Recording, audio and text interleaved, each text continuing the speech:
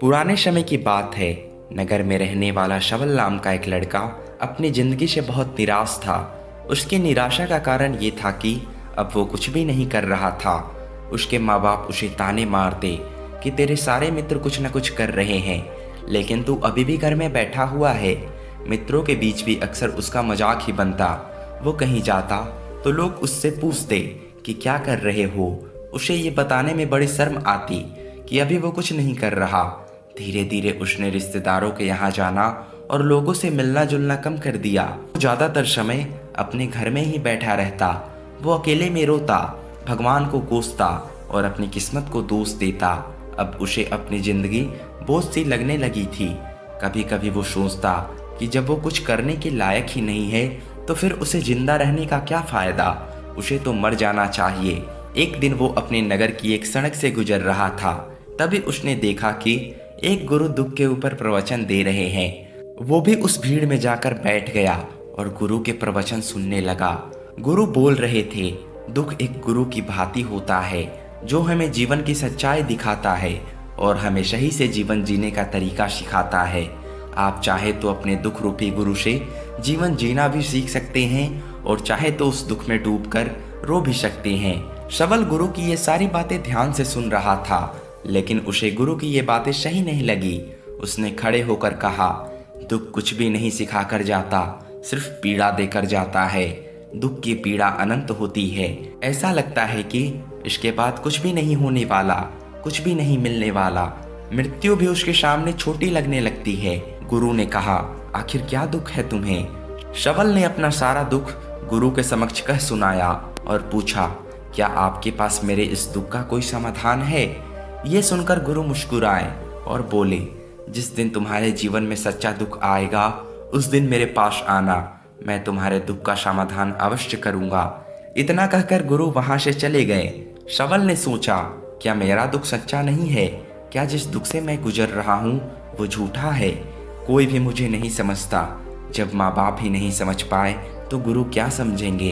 अपने दुख से परेशान होकर शवल ने एक निर्णय लिया कि अब वो कुछ करके दिखाएगा। उसने एक छोटा सा व्यापार शुरू किया, लेकिन उसमें उसे सफलता नहीं मिल रही थी। लेकिन उसके घर वाले खुश थे कि वो कुछ तो प्रयास कर रहा है। वो अपने व्यापार में जुटा रहा और धीरे धीरे सफलता भी मिलने लगी। फिर उसने रफ्तार पकड़ लिया। सिर्फ 3 साल के अंदर शवल एक बड़ा व्यापारी बन गया। अब शवल के चारों तरफ ऐसे बहुत से लोग थे जो उसकी चिंता करते थे, उसे पसंद करते थे, उसके काम की प्रशंसा करते थे।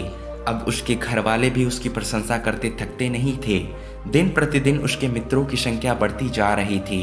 अब वो अपनी जिंदगी से बहुत खुश था। उसके कुछ मित्रों ने उसे सलाह दी कि जब तुम बड़े व्यापारी बनकर इतना खुश हो तो सोचो, अगर तुम इस नगर के, इस राज्य के सबसे बड़े व्यापारी बन जाओगे तो तुम्हारे पास कितना सुख होगा, कितने लोग तुमसे जुड़ना चाहेंगे, तुम्हारा कितना यश फैलेगा। स्वयं राजा भी तुमसे मित्रता करना चाहेंगे और जरूरत पड़ने पर तुमसे उधार लेंगे। मित्रों की ये बात शवल के मन में घर कर गई। अब उसने और भी धन कमाने का प्रयास शुरू कर दिया, लेकिन उसे ये सब जल्दी चाहिए था। सब कुछ प्राप्त करने में अपना ज्यादा समय बर्बाद नहीं करना चाहता था। इसलिए उसने ऐसे भी कार्य करना शुरू कर दिया जो उचित नहीं था। उसने बड़ी मात्रा में अपने मित्रों से उधार लेना शुरू कर दिया। ज्यादा मुनाफा कमाने के लालच में अपने सामान में मिलावट करने लगा। उसने दूसरे व्यापारियों के खिलाफ षड्यंत्र भी रचे। उसने डराया, धमकाया। जैसा जैसा उसका मित्र कहता गया वो वही करता गया। वो इन तरीकों से ज्यादा धन तो कमा रहा था, लेकिन अब उसके जीवन में सुकून नहीं था। उसके मन की शांति गायब हो गई थी। उसे रात में नींद नहीं आती थी। वो किसी उधेड़ बुन में लगा रहता। सुख साधन की सारी वस्तुएं होने के बाद भी उसे किसी में सुख नहीं मिल रहा था। एक दिन शवल अपनी बग्गी में सवार होकर कहीं जा रहा था। तभी रास्ते में उसे गुरु का आश्रम दिखा। वो रुक गया। वो गुरु के पास जाकर बोला, गुरुदेव, आपने कहा था जब तुम्हारे जीवन में सच्चा दुख आए तब मेरे पास आना। मैं अब बहुत ही दुखी हूँ। मेरे रातों की नींद गायब हो गई है। मुझे कहीं सुकून नहीं मिल रहा। इस तरीके से शवल ने अपनी सारी समस्या गुरु के सामने कह सुनाई। गुरु ने कहा, जब तुम मुझसे पहली बार मिले थे तब भी तुम किसी दुख में थे। तुमने उस दुख से क्या सीखा? शवल ने कहा, मैंने सीखा कि सिर्फ सोचने और चिंता करने से कुछ नहीं होता। अपनी सोच को सच करने के लिए कर्म करना पड़ता है, और सिर्फ कर्म करने से भी कुछ नहीं होता, अपने कर्म को अंतिम पड़ाव तक ले जाना भी आवश्यक होता है। चाहे रास्ते में कितनी भी मुश्किलें आए, मन कितना भी निराश हो, कितना भी लगे कि अब आगे कुछ नहीं होने वाला, तब भी ये मान कर चलो कि मैं जो कर रहा हूँ उसमें मैं अवश्य सफल हो जाऊंगा। लोग सिर्फ सफल व्यक्ति को सम्मान देते हैं, फिर चाहे कोई कितना अच्छा क्यों ना हो, वो लोगों की नज़रों में बोझ ही होता है। ये सब सुनकर गुरु मुस्कुराए और बोले, ये असली दुख नहीं है। जब तुम्हारे जीवन में असली दुख आए तब तुम मेरे पास आना, मैं उसका समाधान अवश्य करूंगा। शवल ने जाते समय गुरु को सोने के सिक्के से भरा एक घड़ा भेंट किया।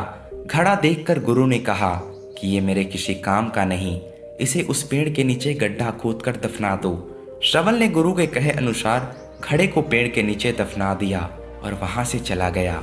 कुछ दिनों तक व्यापारी अच्छी तरक्की कर रहा था, लेकिन गलत व्यापार की वजह से धीरे धीरे उस व्यापार में घाटा होने लगा।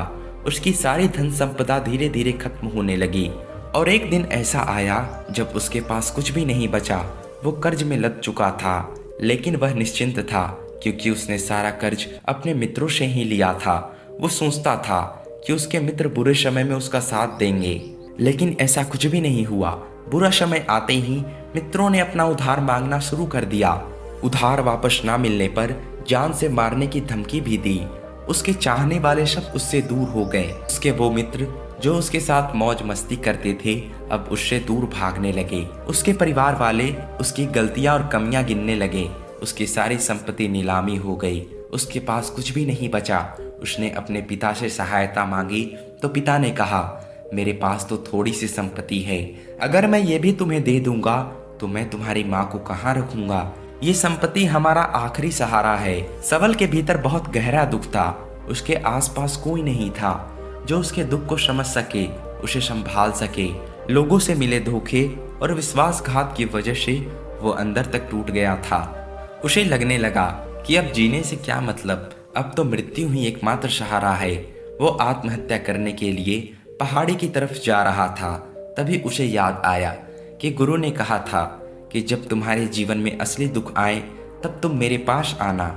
शवल गुरु के पास गया और अपना सारा दुख उन्हें सुनाया। शवल ने आंखों में आंसू भर के बोला, मेरे इस दुख का समाधान कीजिए गुरुदेव। गुरुदेव ने कहा, तुम्हारे जीवन में असली दुख आए तब मेरे पास आना, मैं उसका समाधान अवश्य करूंगा। शवल ने कहा, क्या अभी जो मेरे जीवन में घट रहा है क्या वो दुख नहीं है? आखिर असली दुख होता क्या है?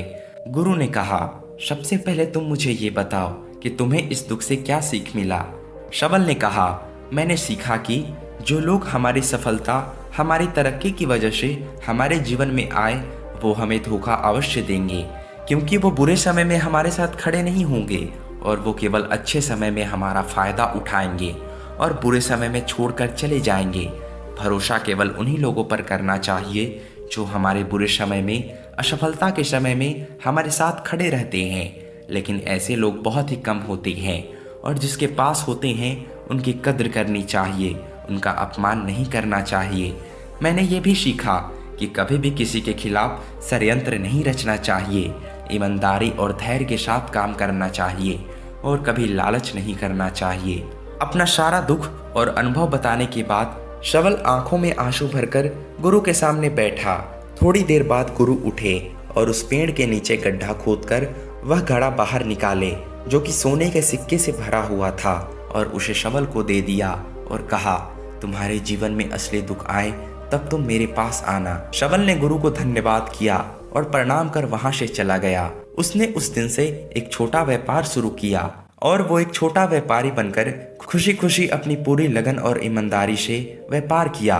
देखते ही देखते वो फिर अपने नगर का एक बड़ा व्यापारी बन गया। उसका जीवन खुशियों और सुविधाओं से भर गया। लेकिन कोई कितना भी अच्छा हो, कितना भी अच्छा काम करे, दान करे, पुण्य करे, लोगों की मदद करे, लेकिन जीवन में दुख तो आता ही है। तो सवल के जीवन में भी दुख आया। उसके माता पिता के रूप में वो दोनों एक ही दिन मृत्यु को प्राप्त हुए। शवल अपने माता पिता से बहुत प्रेम करता था, इसलिए उसे उनकी मृत्यु से बहुत गहरा आघात पहुंचा। उन दोनों के पार्थिव शरीर को शमशान घाट को ले गया। वहां उनकी अंतिम क्रिया की गई। वहां उसने अपने माता पिता के शरीर को जलते हुए देखा तो उसका मन बेचैन हो गया। उसके अंदर बहुत से प्रश्न उठने लगे। वह घर वापस आया तो अपने माता पिता के घर और संपत्ति को देखा जिसके लिए उसके माता पिता हमेशा लड़ते रहते थे। आज वो लावारिस पड़ी है। आज उसकी देखरेख करने के लिए उसके लिए लड़ने वाले दुनिया से चले गए। उसके पिता ने जो भी कमाया था, जो भी बनाया था, सब कुछ यहीं रह गया। एक दिन पहले किसी से भी अपनी संपत्ति के लिए लड़ जाने वाले उसके पिता आज इस दुनिया से अलविदा हो गए थे। उसका मन इसी तरह के विचारों के भंवरे में फंसा हुआ था। उसे अंदर से अकेलापन और डर जैसा महसूस हो रहा था। उसे कुछ खालीपन सा महसूस हो रहा था। उसे लग रहा था कि कुछ तो है जिसे वो समझ नहीं पा रहा। इसलिए वो गुरु के पास पहुंचा। उसे देखते ही गुरु ने कहा कि क्या जीवन में कोई दुख है?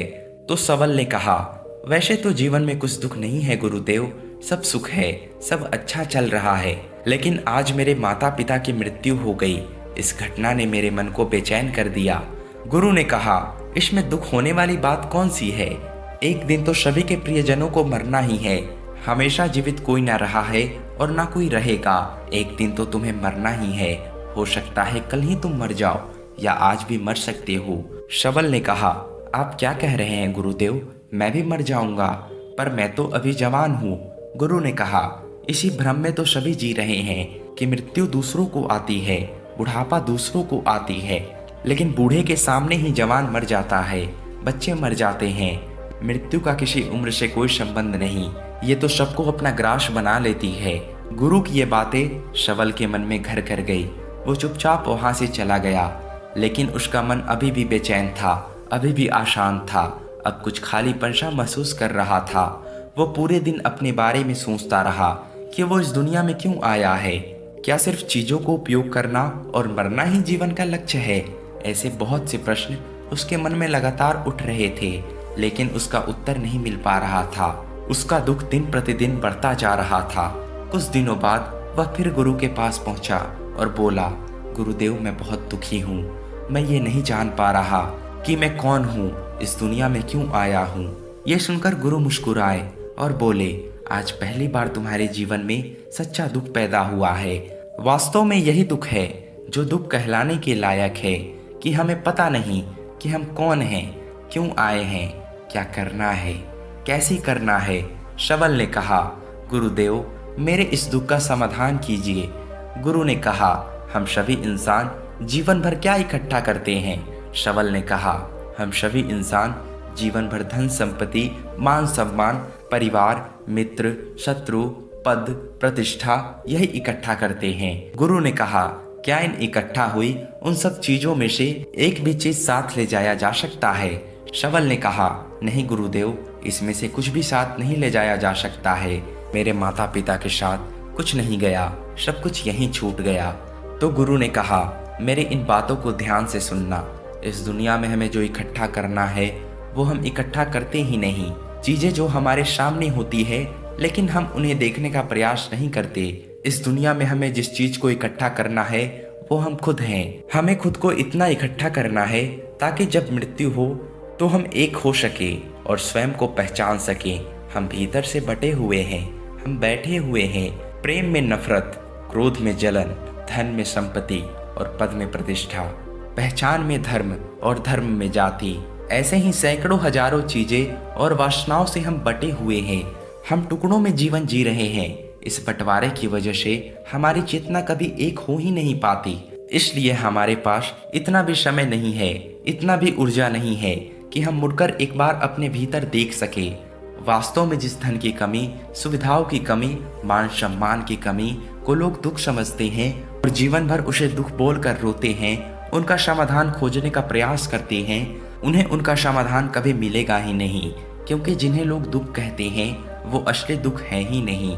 वो तो सिर्फ इंसान की चाहत है, इसकी इच्छा है, जिसकी पूर्ति कभी नहीं की जा सकती। इसलिए यहाँ व्यक्ति को ऐसे दुखों का कभी समाधान नहीं मिलता। इसलिए इन सब के ऊपर अगर अपने दुखों का परम समाधान चाहिए तो सबसे पहले अपने आप को इकट्ठा करो, अपनी ऊर्जा को इस संसार में वापस खींचो और एकत्रित करो। अपने ऊपर ध्यान दो और ध्यान लगाओ। पहले अपने आप को पहचान लो। ऐसे ही बिखरते हुए मत चलो। शवल ने कहा, गुरुदेव, हमें यह संसार छोड़ देना चाहिए, अपनी सभी इच्छाओं को मार देना चाहिए, किसी से प्रेम नहीं करना चाहिए, धन संपदा इकट्ठा नहीं करना चाहिए, मान सम्मान की आशा छोड़ देनी चाहिए। गुरुदेव ने कहा, एक बिखरे मनुष्य के अंदर से कामनाएं, इच्छाएं और वासनाएं ऐसे ही निकलती है जैसे पहाड़ से कोई पत्थर गिर रहा हो जिस पर पहाड़ का कोई नियंत्रण ना हो। इसी प्रकार एक बिखरे हुए मनुष्य की इच्छाएं अनियंत्रित और दुखदायी होती है। उसका अनियंत्रित मन कुछ भी इच्छा करता है और कल्पना करता है और दुखी होता रहता है। लेकिन जब व्यक्ति एकत्रित हो जाता है तो वो जो भी करता है उसके नियंत्रण में करता है, तब इच्छाएं भी उसकी इच्छा से निकलती है। शवल ने कहा, गुरुदेव, आपने मेरे सच्चे दुख का समाधान कर दिया, आपको बहुत बहुत धन्यवाद। मैं खुद को एकत्रित करने का प्रयास करूंगा। गुरु ने कहा, मानव शरीर में बहुत ऊर्जा है, बहुत शक्ति है, पर यह बेकार के कामों में बट गई है, व्यर्थ की चीजों में लगी रहती है। ये ऐसा है कि जैसे एक अत्यंत शक्तिशाली मशीन किसी बच्चे के हाथ में दे दी गई हो और बिना सोचे समझे, बिना किसी नियंत्रण और जानकारी के बस इस शक्ति को कहीं भी बर्बाद कर रहा हो। इसलिए अपनी चेतना के सत्य पर ध्यान दो और इसे एकत्रित करो। शवल को अपने प्रश्नों का उत्तर मिल चुका था। उसने गुरु को धन्यवाद दिया और चुपचाप वहां से चला गया। तो दोस्तों, कैसा लगा यह कहानी आपको? अगर कुछ सीखने को मिला हो तो प्लीज़ चैनल को सब्सक्राइब कर ले और हमें कमेंट करके ज़रूर बताएं।